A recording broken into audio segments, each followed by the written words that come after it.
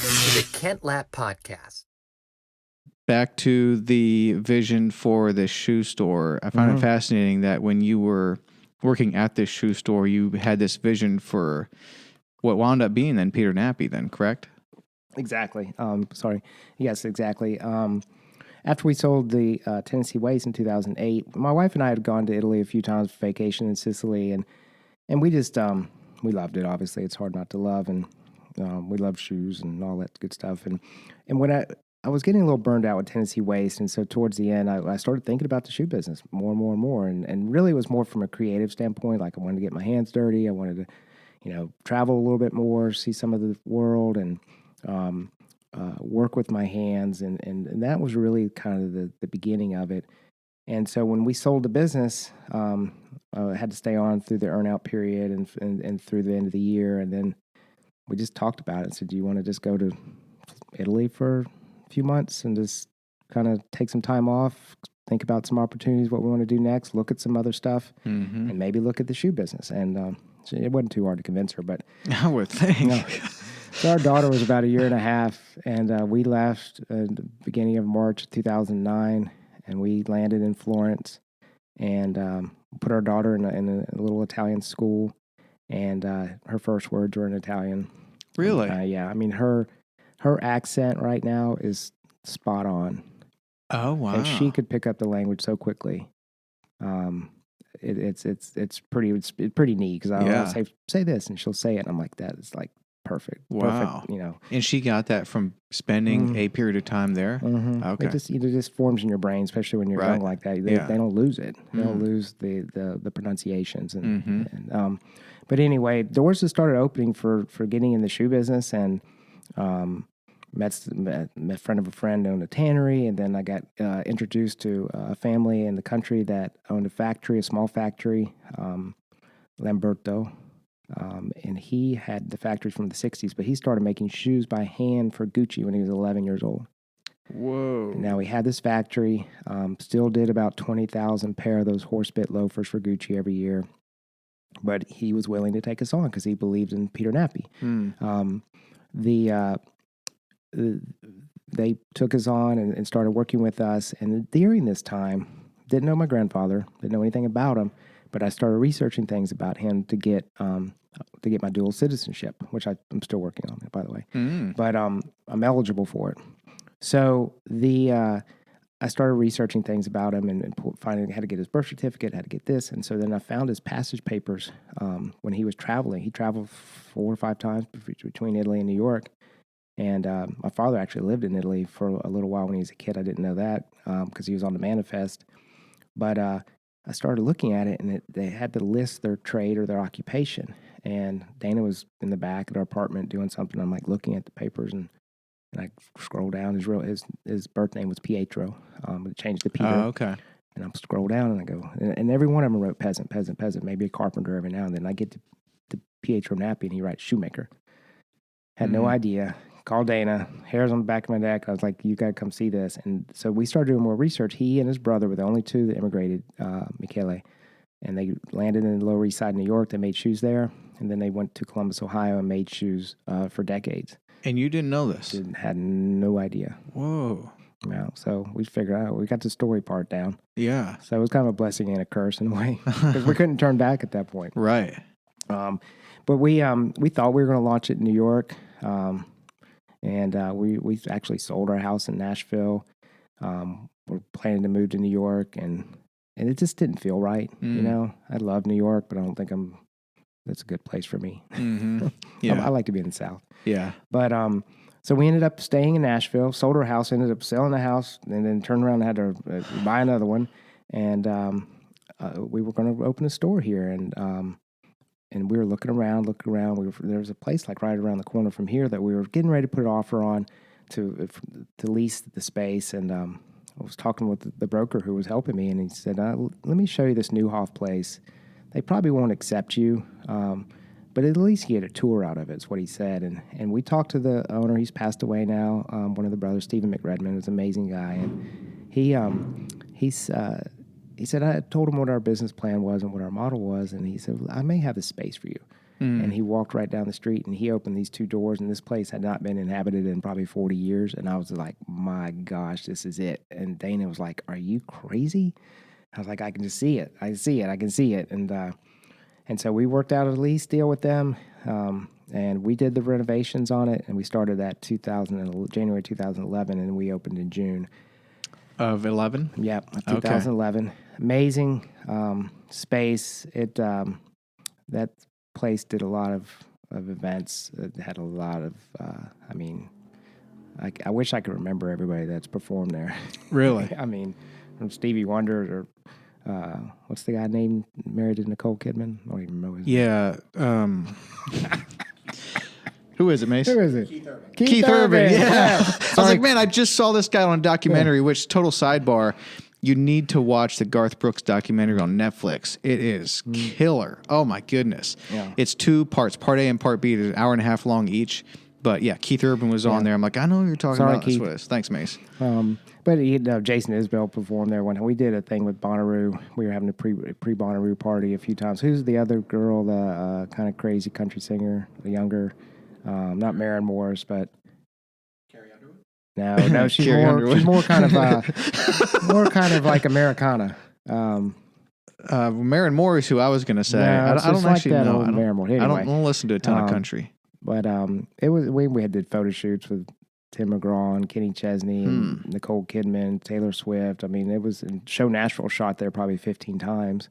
That's right. Yes, we watched that show. We so did much. The launch party for Rolling Stone Country there. I mean, there was the owner, the founder of it was there. I mean, we did a lot of really, really cool things. But that place really ate you alive, and it was a blessing for the brand because it got it so much attention, but it was also such a distraction. What do you mean by that? Well, it got you so much attention because everybody loved the store and they wanted to come to the store. Well, I can see why. It was gorgeous. To see the brand. Beautiful. And then it got us in publications of left and right, and so that was the blessing part of it. The curse part of it was a full-time job just managing that because people wanted to do stuff there all the time, So, I mean, people come in. I mean, every day somebody call, I want to do a photo shoot. Well, what's your budget? We don't really have a budget. Could you help us out? No, I mean, it depended on what it was. Sometimes we did, but just managing that piece of the puzzle and the building had a lot of construction, structural issues. So that we were always dealing with that. There'd be snakes in there, there's birds flying around, pooping on stuff, leaks. Yeah. I mean, it was a lot. And the shoe business is a lot.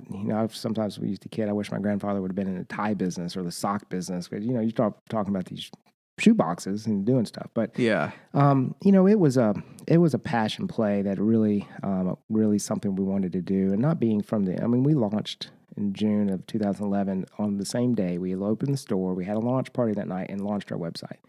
Oh, wow. And, you're trying to produce a product in a foreign country. You don't have a lot of leverage because you don't have volume. Sure. Traveling a lot. I think I went to Italy 35 times. I mean, sometimes I'd go for, not counting the one night that you sleep on the plane, be there 2 nights and come home. Whoa. Just needed to visit the plant? Yeah, just something was going wrong, so we had to, if you don't have product, it's hard to make any money. Right, yeah. We, 2017, I got called to do a consulting gig with a waste hauling business that was in Nashville. Was in some trouble. One of the partners, the controlling partner, was in hospice with Alzheimer's, and they got rid of the minority operating partner. He was doing something right, and I never met him, but I ended up getting involved with them, helping them. We ended up selling the assets that they had to Waste Management, and then kind of sparked the relationship back up with Waste Management. They offered me a consulting contract, and I was like, man, I need to figure out how to get back in the business and not compete against them. Oh, okay. That was the key. Yeah. Because they eat you alive eventually if you compete with them. Yeah. And so I came up with this with Favia, and it's because Waste Management doesn't offer that line of service. They don't do 10s and 15-yarders. It's a compliment to them. They were losing business to their competitors that offered the size containers that they did and the small ones. Because you think about it, like they would get a call and say, hey, I need a 10-yard container. And Waste Management, well, we don't have it. Sorry. So then they go to their competition, and that customer could be gone forever. That's right. Yeah. And then there were some direct competitors for us, at least in this market, that Waste Management wasn't seeing that volume at their landfill. So it was advantageous for them and for us. And so that was kind of the genesis of VIA. Interesting. Did you miss the trash business when you were doing Peter Nappi? I didn't think about it as much because I was so consumed with Peter Nappi. But once I got that taste of it in 2017, I was like, I kind of know this business. Yeah. And I like this business. I like the customers. It's mostly B2B. So it's different. You're doing retail and dealing with the general public and over some shoes. That can get pretty infuriating. Yeah, I believe that. Yeah. Did you have quality complaints with the shoes? Not or if they were going to buy really. them, they were just pleased with it? Yeah, I mean, there's an issue, I mean, it could range from a shoestring broken or there's a nail sticking up. Well, they're made by hand, by humans. There's going to be some problems. But no, I'd say, okay. all in all, no. So it wasn't like, because these shoes were not cheap, right? So they were great shoes. And so you have more of a high-end buyer. So you didn't experience a sort of a unreasonableness from these high-end buyers with the quality then? No, Okay. I would say no. So, every now and then there's always one of them that's going to be, that's having a really bad day and takes that on you. But it was, I think some of the things that we did wrong in that business is that, we kind of let the factories push us around a little bit because they wanted more volume. So then, I'm very, I believe I can do anything. Right. And so you go down that road, and then you end up with a lot of product that you got to put on sale, and then you start to just deteriorating the image of the brand. Sure. When people just wait till it's on sale, which I don't blame them. I buy everything on sale too. But there was just something fundamentally wrong with me in the business because it just seemed too superficial. There's people starving to death around the corner, and we're selling a $600 pair of boots. Well, they cost over $200 to make. And then you got to ship them here, and you got to pay the duty, and you got to pay the exchange rate, and all of this stuff. So, I mean, the cost was the cost, and I knew that going in. I remember telling Dana, I was like, "This is not going to work. I don't know why. This is way too expensive."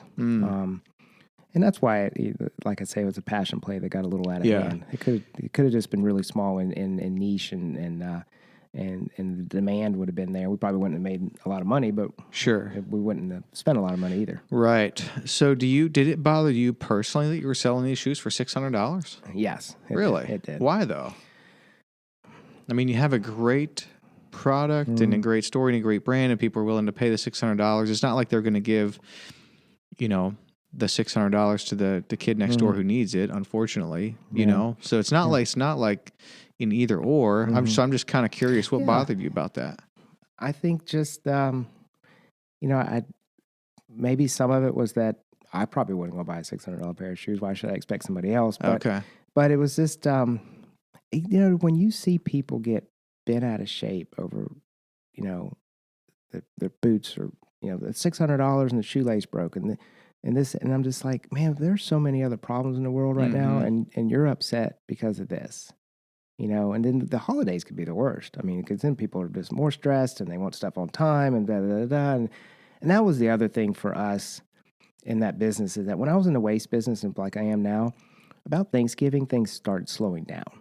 So, people want the dumpsters out of their driveway. They got Thanksgiving, then the holidays are there, and the weather's could be a little iffy too. So you really have that time from Thanksgiving to the first of the year that things slow down. So you can catch your breath. You can get your office organized. You can get ready for the next year, start closing your year off, have your holiday party, travel, go see family. The retail was the exact opposite. Right. It was game on, you know, and you got to have a content calendar, and you got to have your pop-ups scheduled and planned. We didn't have a holiday, you know. And then you think, all right, well, Christmas is here. It's over. No, it's not.